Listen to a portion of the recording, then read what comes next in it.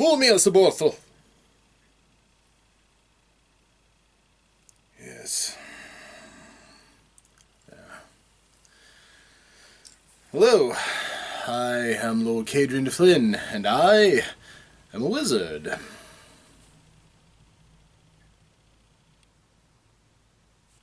Greetings, I am Lord Cadrian de Flynn, here once more in Wizard Jail to answer another question as part of my Ask the Wizard series, my penance that hopefully shortens my sentence here in jail. Of course, here it's been rather quiet. I've gotten in some excellent reading, found a few nice tomes in the prison library. Outside, oh, nothing but chaos and rioting.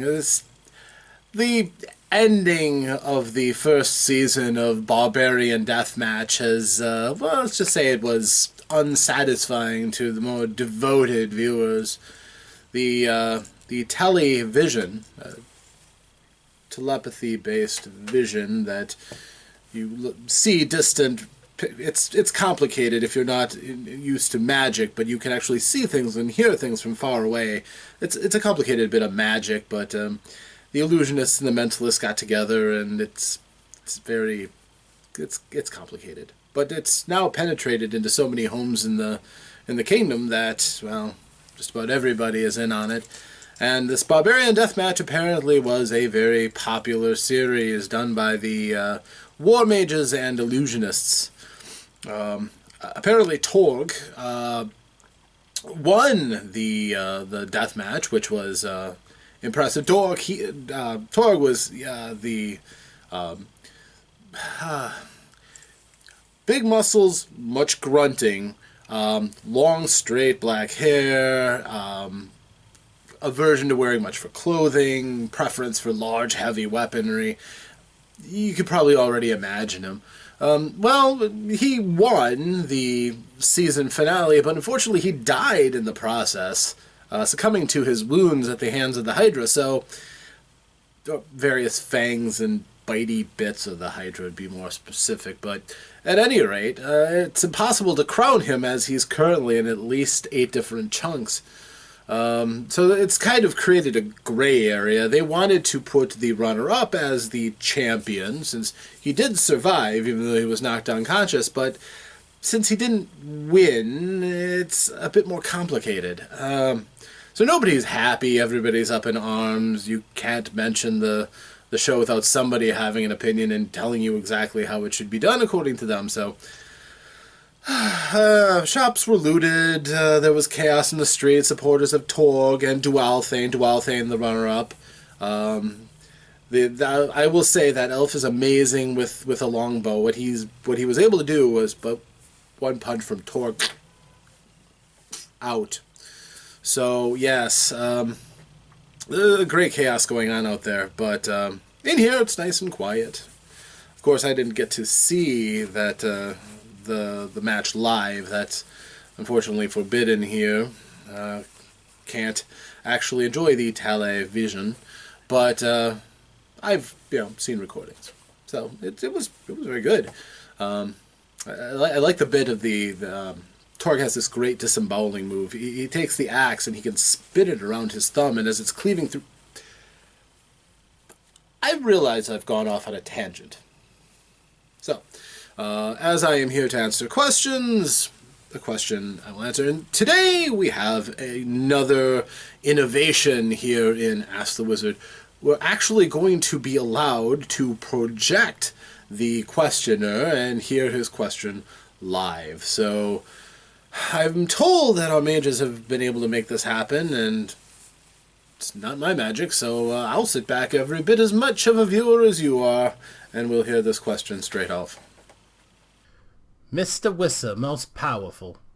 My name's Gibbet, and I was tasked by the boss to find out some answers to problems that came up the other day. Oh, see, 'cause I knows me letters, which most of the blokes and lasses round here don't, and I was lucky enough to find one of those tracks in the privy while back. Anyhow, The one talking about asking the wizard in the lair or something. 'Twasn't my fault, mind, but one of the boss's prisoners, guests, wouldn't stop causing problems and had to be dealt with. Big Morg, he be half ogre on his pap's side, or so he claims, sort of thumped this here wizard, gassed on the head. And, you know, Big Morg, well, maybe you don't. Anywho's, his thump put an end to the guest's antics for good. Perhaps too good, 'cause the boss wasn't happy. No, sir, not happy at all. You see, this here wizard kept tossing magics in round, wiggling fingers before they got broke, and mumbling spooky stuff till they got gagged, and so on. 'Twas odd round it all, I can tell you that. Real odd, and it wasn't making the boss happy, no sir. So, Big Morg swears he saw the wizard's ear twitching, suspicious like, you knows, as if he was up to something magical. So he thumped him but good. This here got a lot of tongues wagging round it all. About how wizards and other magic types seem to almost always need to waggle this or wiggle that. Shoot, Sissy Simshady swears she saw a comely lady Casa type always twitching her nose for some magical stuff went down. What we need to know is, how can we be sure what's gonna trigger magical whiz bangs and what's just, you know, an itch, so we can avoid future prison guests getting thumped on the side of the head by Big Morg? Thank you kindly. Gibbet, head of guest accommodations, I market larger acquisition specialists and redistributions.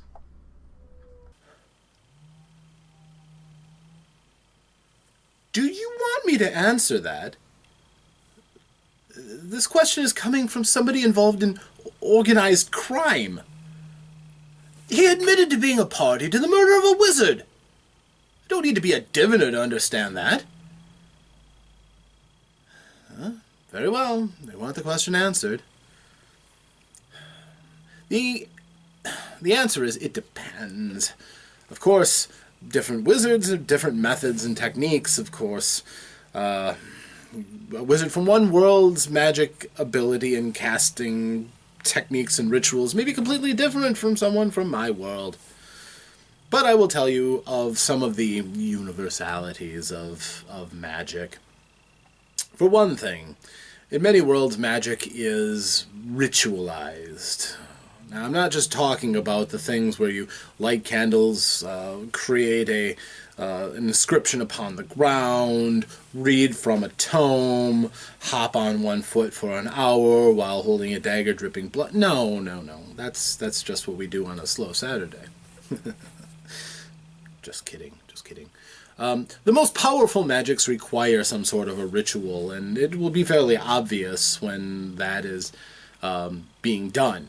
Oftentimes it involves some sort of preparation of the area, it involves certain acts which are symbolic and focus both the mind of the caster as well as the attuning the area to receive the magic.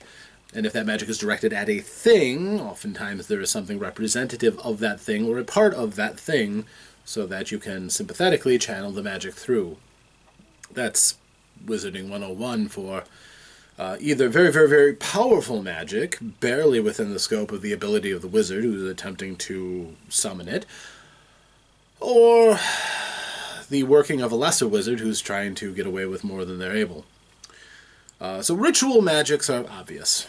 They're not subtle. When a wizard goes to make a personal incantation, however, in many cases there are three aspects to casting a spell. Firstly, there is some sort of a verbal component, words that must be said in a particular way. This is oftentimes seen as the critical part of a wizard's actual delivery of the magic, and in truth, it is but a small part. Depending on where you are, the words can basically create a framework in one's mind and serve as an unlocking mechanism to free up the magic that is stored within one's self. If one is implanting the spell from without into oneself, the words can oftentimes be the key that unlocks the power. However, in my world, oftentimes those spells are done because you are incanting something, and that basically prepares the mind to allow the magic to flow through.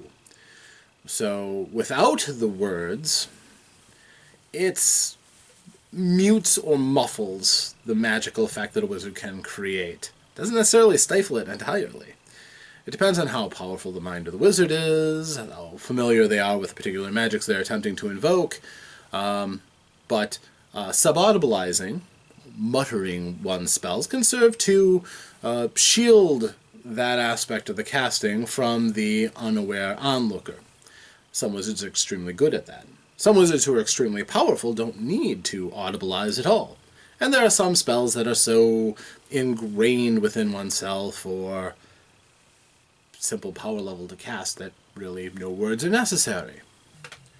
The second part of casting a spell that the outward observer might detect is gesticulation.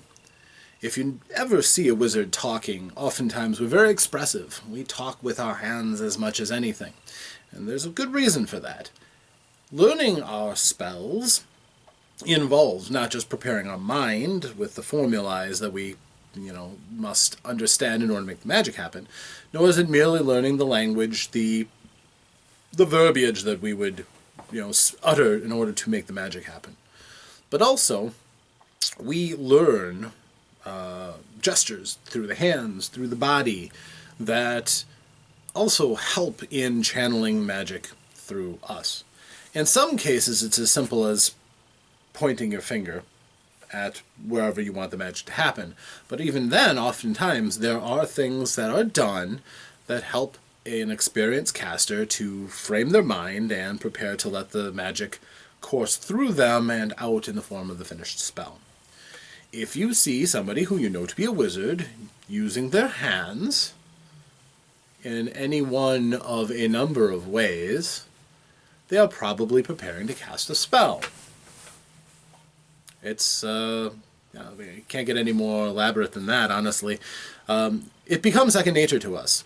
It is sort of like a musician who orders other musicians, a conductor of sorts, used to precise motions that get his musicians to perform their music at precise times to successfully perform the piece that they're working on together.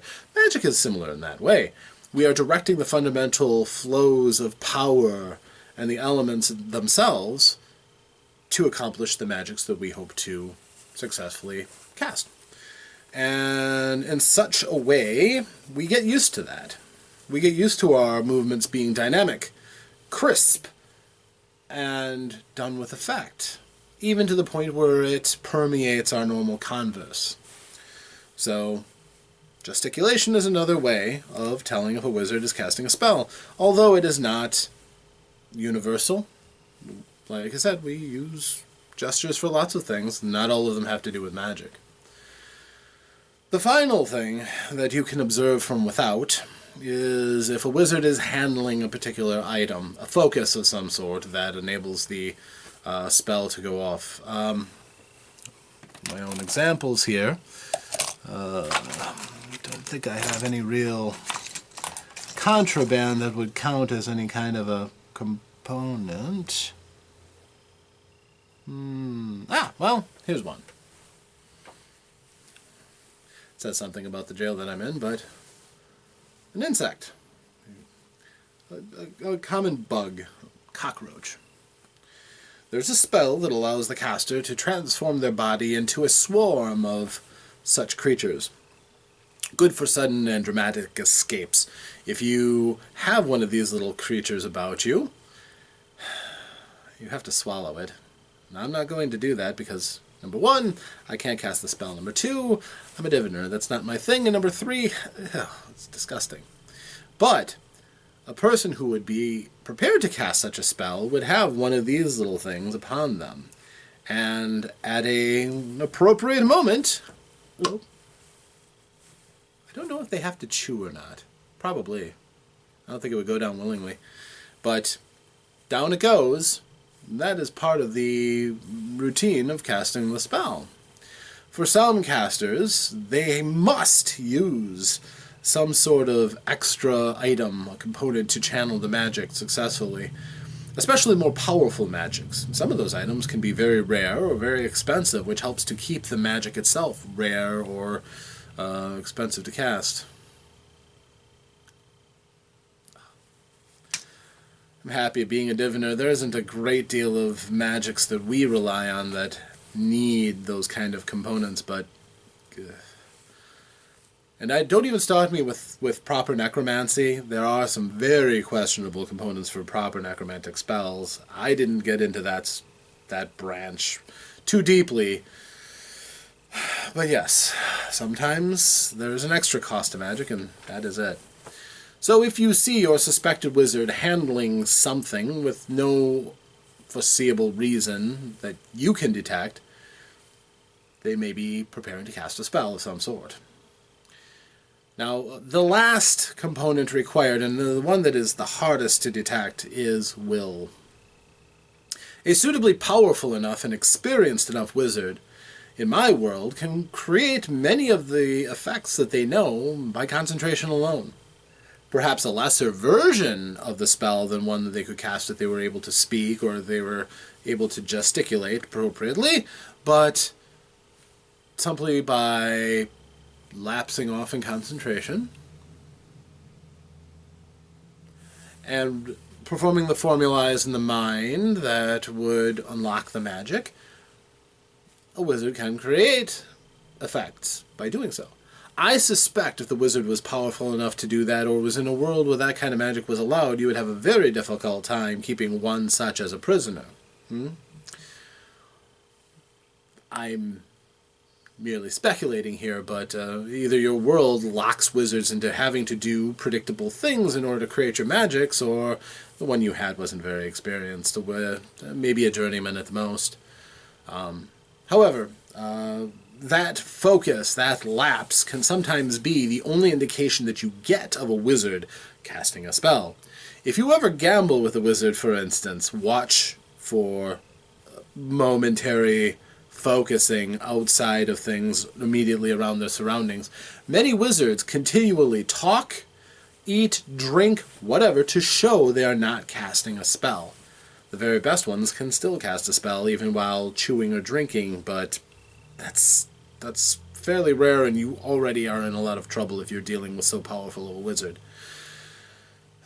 But a wizard's focus is one of the most critical things to casting magics. Without that, you're pretty much out of luck. So the words, the gestures, some sort of a component, and of course one's concentration are the key elements that somebody can observe to seeing somebody casting a spell. Now, of course, there are dead giveaways. A wizard with a wand in their hand, you can almost assume, is ready to cast a spell. It's a little bit like, a soldier with a crossbow in their hand that's loaded. You know that they can pull and fire their crossbow if they so desire. They have to be treated as if they are armed because they are armed. A wizard with a wand in their hand, well, unless they don't know what they're doing with a wand. If, for instance, dear viewers, we were hostile to each other and I had the wand, you would be in a great deal of trouble. Even though I am but a diviner, and I'm not interested in brawls of some sort, even an adept, I would say, with a wand can do justice to their own defense. Even if it's a fairly trivial defense, I've been able to sling,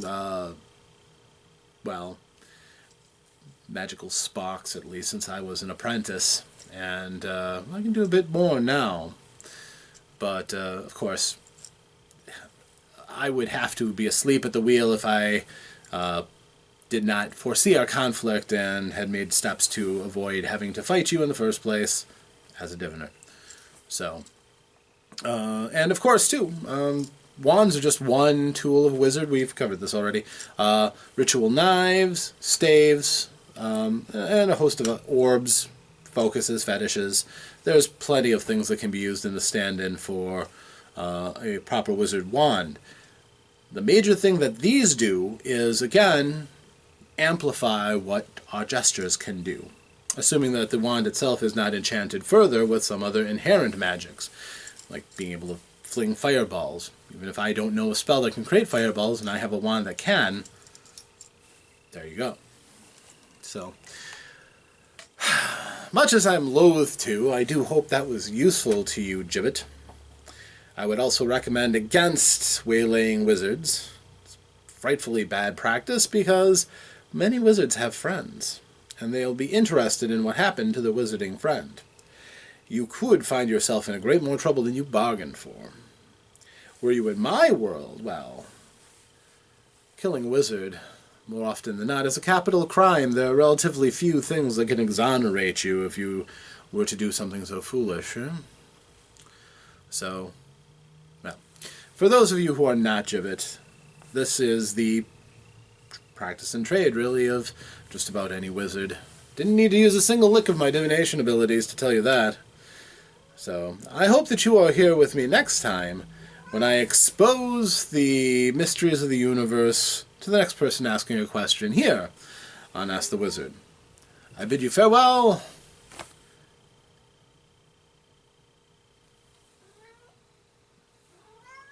No. I hate it when the warden's familiar decides to get chippy. Farewell.